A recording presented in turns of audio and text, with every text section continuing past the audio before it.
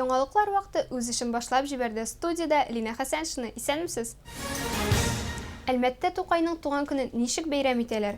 Чернобыль корбаннарын искә алу кайларда узган? ЮХИДИ хезмәте оешуга 85 ел хөрмәтенә балалар нинди чаралар оештырган? Алдагы минутларда карагыз. Әлмәт халкы бөек шагыйребез Габдулла Тукай туган 135 ел булуын бәйрәм итте. Шушы көндә республикабызда туган тел көне билгеләп үтелә. Әлеге ике бәйрәмнең бер көндә үткәрелүе очраклы гына түгел. Чөнки Тукай һәм туган тел ул аерылгысыз. Алар бер-берсенә үрелгән язмышлар, үткән белән киләчәкне тоташтырып торучы күпер дисәк тә ялгыш булмас. 135 еллыгы уңаеннан туган телләр һәм халыклар бердәмлеге елы булара билгеләп үтелде. Әлбәттә, аның шушы мәйданга җыелуы ул беренчедән кичкенә балаларга, яшьләргә Тукай иҗатын, татар милләтен күрсәтү, аның данын күтәрү һәм инде һәрбер кеше үзенең шушы Тукайга, татар милләтенә бәйле булуы белән горурлык хисләре тәрбияләү.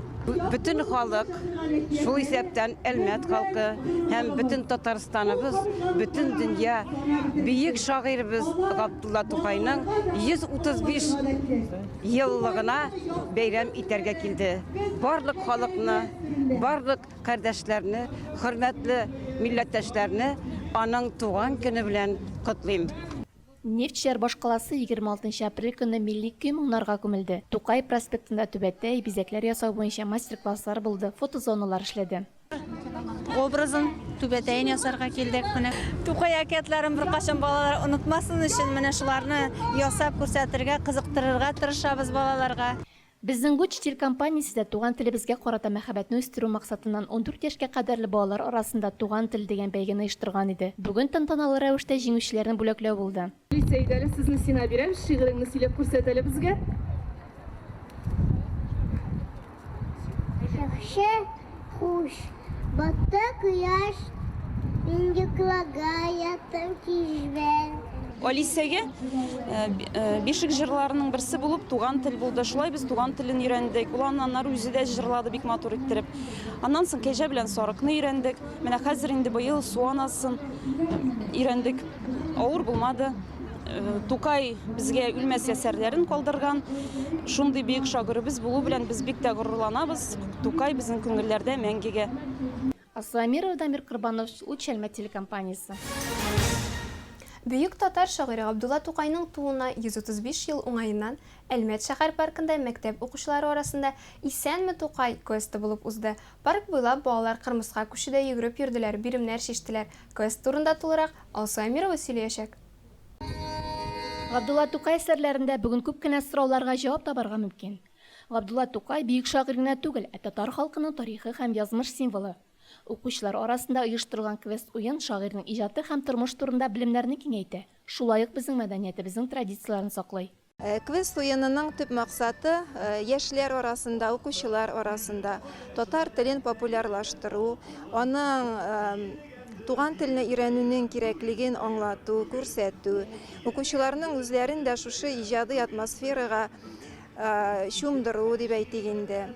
Үзләрендә актерлар, артистлар ролендә сынап карасыннар дип, шушындый форматта, нәкъ менә квест форматында оештырырга булдык. Квест 8-10 сыйныф укучылар арасында үткәрелде. Чарада Әлмәт шәһәренең 2-нче лицейы, 16-нчы мәктәп, 5-нче гимназия һәм инженерлык лицейлары, Түбән Мактамадан 1-нче мәктәп укучылары катнашты. Барлыгы 5 команда, аларга 5 сынау. Квест уены кысаларында ребус кроссвордларны шишәргә, татар телендә матур итеп реклама ясарга, Тукай җырларына язылган шигырьгә видеоклип төшерергә кирәк иде. Видеоклипны парк мәйданында төшереп, ВКонтакте челтәрендә тавыш бирү каралган. Мин беренче ел катнашам. Монда кешеләр Мин беренче ел катнашам. Без бик әзерләнмәдек. Чөнки заданиене белмәдек нинди буласын. Аларга биремнәрне бирәм һәм аларны ясыйлар. Аларга кызык булганга ошаган. Квест уенында укучылар тырышып катнаштылар. Кырмыска күчедә бер урыннан 2нче урынга җыелып нәрсәләрдер турында гапкырдылар. Без бу уенны 3нче ел мәктәп күләмендә генә үткәргән идек. Балаларга бик ошаган. Былтыр пандемия булды, үткәрә алмадык. Быел инде бүтән мәктәпләрне дә катнаштырып, кызыклы итеп, киңрәк масштабта үткәреп карарга булдык. Әгәр дә инде укучылар безне хупласалар, күтәрсәләр, аларга бу уен ошаса, алга таба да һәр ел сайын оештырып барырбыз дип өметләнәм. Катнашучылар Габдулла Тукай җыр дөньясына чумып биреннәрне башкарган арада, без шәһәр халкы арасында бик шагыйрь турында зур булмаган сораштыру уздырырга булдык. Тукай көне белән шәһәребезне чын күңелдән котлыйм. Барчабызга да исәнлек, саулык телим. Тукайны бик яхшы беләбез, чөнки ул безнең татар халкы өчен иң яхшы тәрбия бирүче шагыйрь дисәк тә була. Тукайның әсәрләре белән балаларыбызны үстердек, унык кызларыбызны, балаларыбызны үстерәбез. Тукай шигырьләрен өйрәнеп, татар телебезне ачабыз. Асламирова, Айдар Кабиров, Яңалыклар вакыты, Луч Әлмәт телекомпаниясы. 1986 елның 26 апрелендә 1 сәгать 24 минутта Ленин исемендәге Чернобыль атом электр станциясының 4 блок реакторы шартлый. Шартлау вакытында температура 1600-1800 градуска җитә. Бу фаҗига кешелеккә бик зур зыян сала. Әлбәттә, әлеге фаҗига корбаннарын искә алу митингында безнең хәбәрчеләребез булып кайттылар. Бу шартлау 20 гасырның иң куркыныч һәлакәте. Авария нәтиҗәсендә изотопларның гомуми радиациясе 50 миллион кюрга җитә. Ягъни бу 1945 елда Хиросимада шартлаган атом бомбасыннан 30-40 тапкыр көчлерәк дигән сүз. Чернобыль зонасында авария нәтиҗәләрен бетерүдә 600 меңгә якын кеше катнаша. Безнең Әлмәттән 172 кеше шушы Чернобыль авариясына чакырылган була. Бүгенге көндә аларның 96-сы әле яшиләр, исәннәр. Һәм шулай 41 тол калган Чернобыльдә катнашкан кешеләрнең хатыннары. 96 кешенең 20-се инвалид. Моннан тыш Әлмәт районында 1957 елда маяк җитештерү берләшмәсендә булган авария нәтиҗәсендә радиоактив пычрануга дучар булган 6 кеше яши. Районда Чернобыль фаҗигасы нәтиҗәләрен бетерүдә катнашучыларны социаль яклау буенча зур эш башкарыла. Алар инде төрле безнең социаль яклау идарәсеннән төрле түләмәләр алалар. Бүген менә аларга шушы митинг биткәннән соң аларга яшьләр үзәгендә концерт күрсәтеләчәк һәм бүләкләр таратылачак. Уздырылган митингта авария нәтиҗәләрен бетерүдә катнашучыларның туганнары һәм якыннары җыелды. Моннан тыш район администрациясе бу чарада катнашты.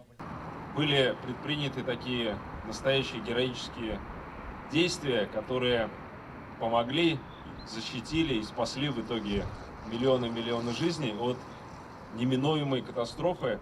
Бу фаҗигаләрне бетерүдә катнашкан кешеләрнең хезмәте чыннан да зур батырлык. Аларның берсе дә онытылмасын, һәрберсе тиешле хөрмәтне күреп яшәсеннәр иде. Кеше язмышларын җимерүче андый һәлакәтләр бүтән бер кайчан да кабатланмасын. Асламиров, Дамир Курбанов, Яңалыклар вакыты, Луч Әлмәт телекомпаниясе. Чернобыль атом станциясендә куркыныч авария булуына 35 ел. Бу һәлакәтнең тискәре нәтиҗәләре Россиягә да кагылды. Илебезнең ликвидаторлары ватанны атом төш калдыкларыннан чистарту эшләрен башкарды. Юбилей уңаеннан Азнакайда ветераннар өчен кичә оештырылды. Чернобыль һәлакәтен ликвидацияләүдә катнашучылар өчен мондый чара Азнакайда ел сайын уза. Авария, катастрофаларны күтәрүдә районнан барлыгы 118 кеше катнашкан. Еллар уза, ветераннар сафы сирәгәя, ләкин аларның батырлыклары онытылмый. Очрашуга арада булмаган ветераннарның гаиләләре, тормыш иптәшләре чакырылган иде. Кунаклар алдында рәхмәт сүзе белән Азнакай муниципаль районы башлыгы Марсель Шәйдуллин чыгыш ясады.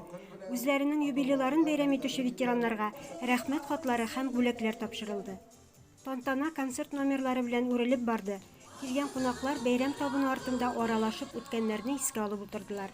35 еллык юбилей уңаеннан барлык ветераннарга да медальләр тапшырылды. Шулай ук безнең оешмада инде Чернобыльчеләрнең үлгән Чернобыльчеләрнең җәмгыятьләре дә әгъза булып торалар.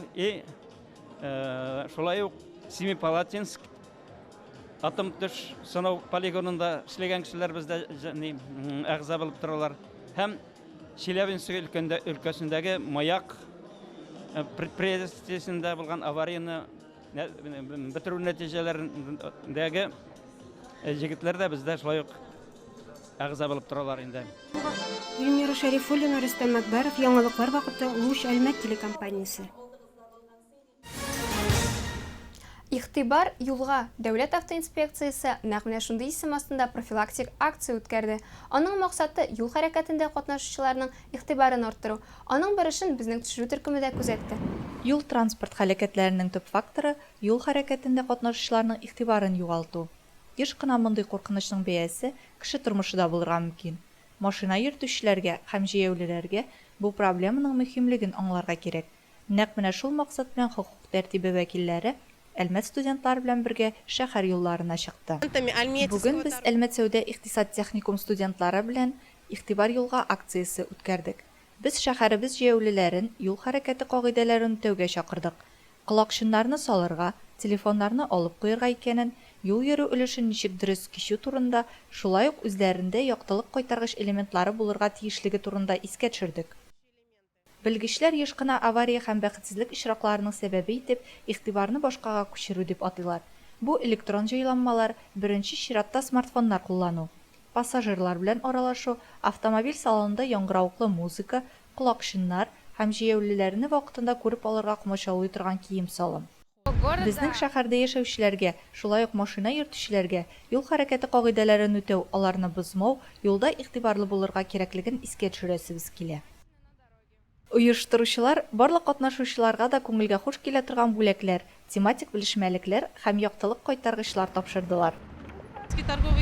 Әлмәт сәүдә икътисад техникумы игътибар юлга акциясендә беренче ел гына катнашмый, студентлар катнашында юл хәрәкәте булдырмау максатыннан ЮХИДИ хезмәткәрләре белән очрашулар үткәрәбез.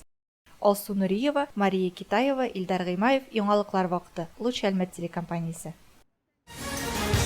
Быел илебездә ЮХИДИ хезмәте оешуга 85 ел тула. Мәскәү Советы автотранспорт бүлеге каршында автомобиль инспекциясе буларак оештырылган хезмәт юл хәрәкәте арткан саен зурая барып, тулы бер системага әверелгән.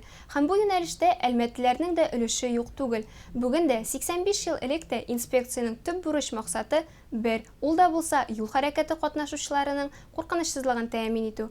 Бу юлларда урнашкан билгеләр дә, ясалма тигезсезлекләр дә транспорт чараларының техник торышын һәр даим контрольдә тотуда, халык арасында аңлату эшләре алып баруда.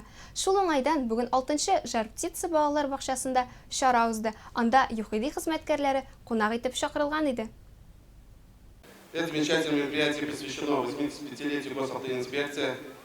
Здесь я хотел бы сказать спасибо педагогам, детям, активистам, всем тем, кто участвовал в организации этого мероприятия. Я надеюсь, что с таким творческим подходом к важной теме безопасности дорожного движения мы сможем уберечь наших южных граждан от дорожно-транспортных происшествий. Балалар ЮХИДИ хезмәткәрләренә шигырьләр сөйләде, үзләре әзерләгән открыткаларны бүләк итте. Праздником ГИБДД всех поздравляем! За безопасность дорог мы выступаем! Жизнь дорога, это нужно признать! Научим мы всех ПДД уважать! Чарага балалар да, зурлар да әзерләнгән. Балалар плакатлар әзерләгән, аппликация ясаган. Сабыйлар әле рәсем ясый белми, шуңа алар әзер рәсемнәрне буяп тырышканнар. ЮХИДИ хезмәткәрләре балалардан нинди светофор төсе ни аңлатканны сорады, яктылык кайтаргыч элементларны ябыштырдылар. Балалар велосипедта узышты. Шулай ук тәрбияче ярдәме белән юл чыкканда телефон һәм колакчыннардан файдаланырга ярамый икәнне күрсәтүче тамаша күрсәттеләр.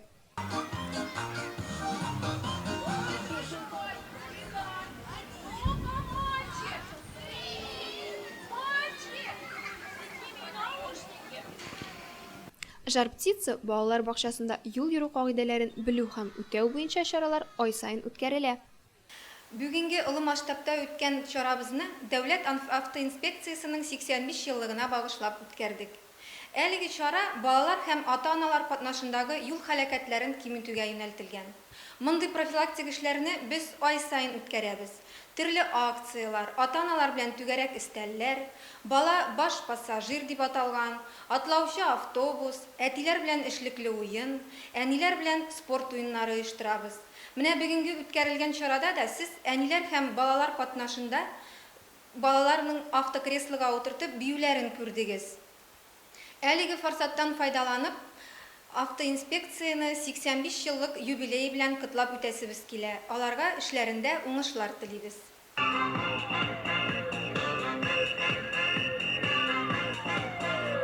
Наш детский сад открыт 2019 года по проекту. Безнең балалар бакчасы 2019 елда демография проекты буенча ачылды.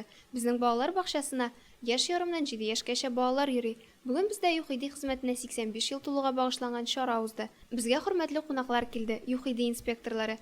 Бүген балалар төрле уеннар, иҗади сәләтләрен урамда һәм бина эчендә күрсәтте. Балалар уйнарга ярата. Шуңа күрә уен ярдәмендә без аларга юл йөрү кагыйдәләрен өйрәтәбез. Юлны дөрес чыгарга, юл хәрәкәте вакытында игътибарлы булырга өйрәтәбез. Әти-әниләр белән дә актив эшлибез. Ай саен төрле чаралар уздырабыз. Бу сезгә җиткерәсе соңгы мәгълүматыбыз иде. Уңышлы эш атналары теләп, мин Лина Хәсәншин һәм монтажер Илдар Гыймаев сезнең белән сау булашабыз. Игътибарыгыз өчен рәхмәт.